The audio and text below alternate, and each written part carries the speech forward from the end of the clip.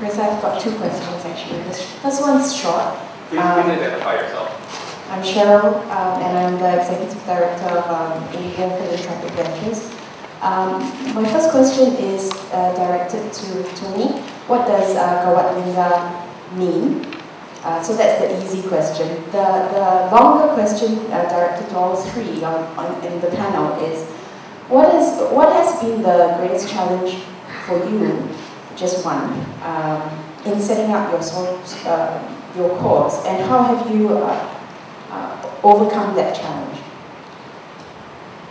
Gawat Lingga means to give care, and it recognizes the innate goodness in every human being, and it is also transforming the environment of a human being that should not be condemned to live like an animal. So we build homes, we build communities, we build schools, and so on. But recently, in the typhoon that hit us, there was no casualty or fatality in our Gawat Lingga sites, simply because we got them from dangerous areas and because they have been empowered to take care of themselves and one another. So again, it's about building human capacities and for them to be able to just believe that every human being has the capacity to live a life of dignity and for them to be able to help one another. Well, the challenge that we have is the challenge of an ordinary citizen. How can you convince big business to support you? How can you convince government to support you? Because while the majority of our people are poor, only a small segment of society control wealth and power. And so it is not in blaming government or business, but in showing them that it is good for government and business. Because development for us is a numbers game, number of consumers and numbers also of voters. And then we also realize that working for the common good is good for everyone. And even for people who have success, we realize that we should not blame the rich, but we show them that success is not the end goal of life, but beyond success is a call to greatness. Success is about achieving for oneself, and greatness is about achieving for others. So I guess it is just, talking about mobility and credibility and attracting the trust and confidence of people. And here is the thing, I don't have a credit card, a checking account, I don't carry money in my pocket, because this is about trust. In this work of social innovation, credibility is very important. For me, I think it's really believing in people, believing in the innate potential in each one of us, that latent potential there, whether you're poor or affluent, believing that you have the potential to make a difference. And each one of us can do that. It's there. And then just trusting others, trusting in their abilities and gifts and talents, so that those talents can be used for the good of humanity. What was the other question? The challenge. Yeah, the challenge. For me, the biggest challenge is myself. Getting over my own prejudices and then believing that there's nothing in the world that you can't be victorious over. Often it's our own fears that hold us back from doing things. And for me, the challenge is not letting the past dictate to me what my destiny is. Andrea? Well, it's easy to say, okay, financing is all the time a big challenge, but I think it's not all about. For me, the biggest challenge is, I think, to keep my self-motivation high, because we are in a day-to-day confrontation. And on one side we are social heroes, but on the other side we are close, I think, to bankrupt. This is a very, very still borderline. And there's a sort of, let's say, social entrepreneur on one side, but financial bankruptor on the other side. That means we have a lot of tension inside. And then I think not to despair in a certain way. I think to believe, what you are doing. This is a daily, let's say, reset. And this costs a lot of energy. But all the time I have the feeling I give a lot, I know, but I gain much more. And this keeps my motivation high. Okay, thank you. I think we have another question from the floor here.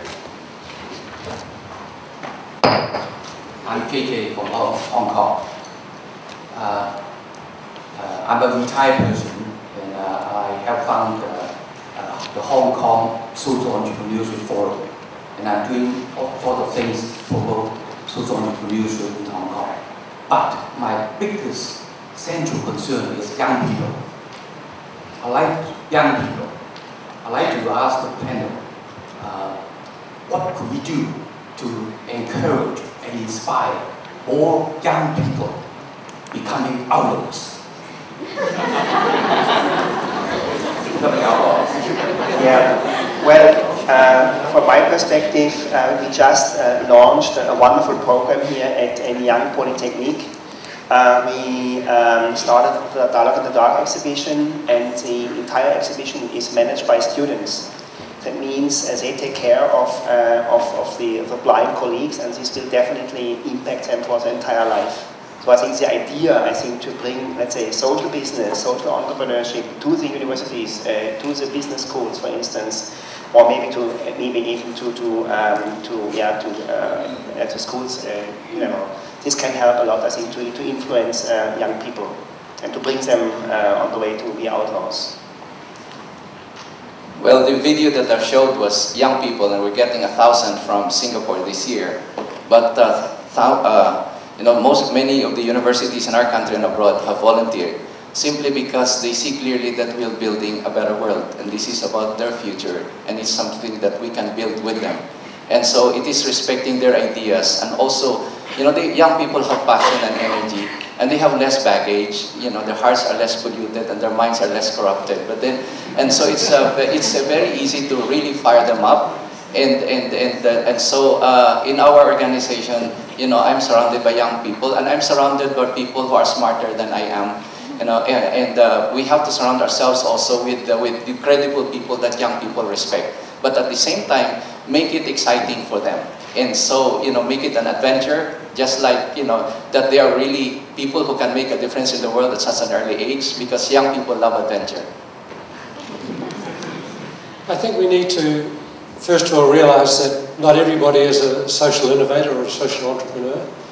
So the question comes up, are social entrepreneurs born or are they created?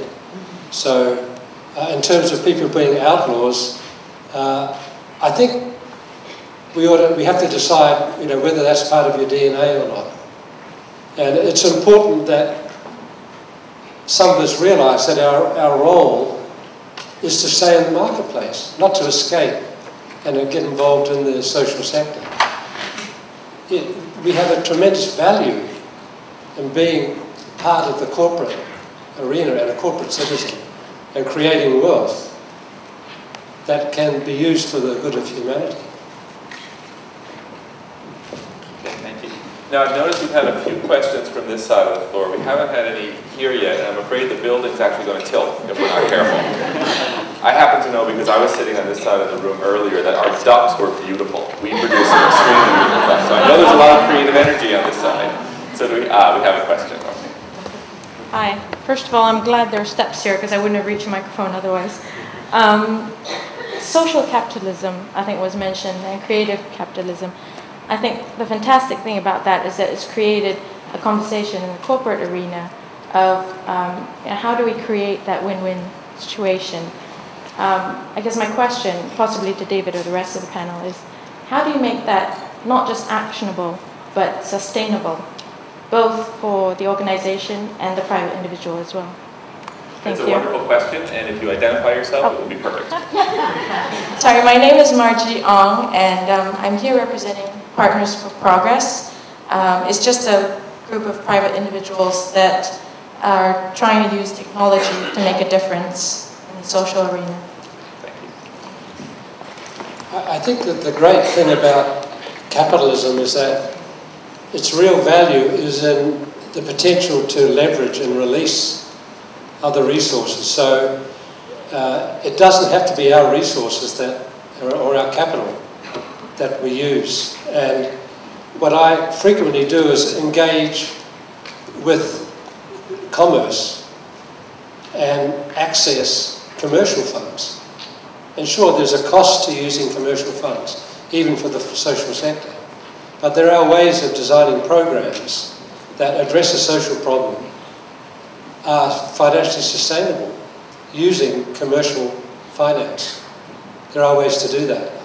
If you have your own capital, that's the starting point. You can give birth to something, You can be the genesis of an idea or a concept and a movement using your capital, but then the sustainability can come from commercial sources of funds. We talk about our work as enlightened capitalism. We are building what we call the economics of sharing, wherein we show also business that it is their interest to really invest in the poor because they are our greatest wealth. And also especially to invest in the young. Is again, for business, it's a numbers game. And in terms of population, it's the young and the poor in our developing country like the Philippines, that give the numbers. So again, it is we co-brand with corporations. We have what we call sustainable partnership with them. So it's not just a one-shot thing. If you show that there is a benefit to them in it, it's also enlightened interest, and business interest.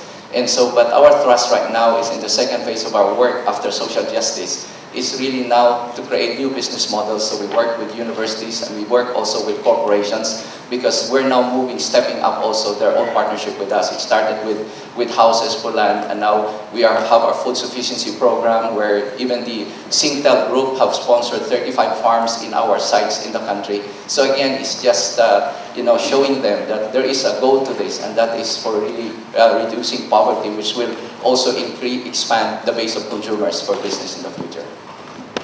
Well, I just can give you 2 examples. What we are doing, we do have a hybrid with Allianz insurance company. We set up a Dark in the Dark as part of the Human Resource Development Program in the headquarters. It is not CSR, it's really completely focused on the development of talent. This is one. And the second one, we do have a partnership with Manpower. Manpower is working on the employment front. They want to employ disabled people, but they cannot find them because there are no jobs. But we can provide jobs, and of course, then we can set a bridge, I think, to other companies. So these are all about, let's say, finding a niche, finding, let's say, a common interest, and then I think to partner. And it's not CSR, by the way.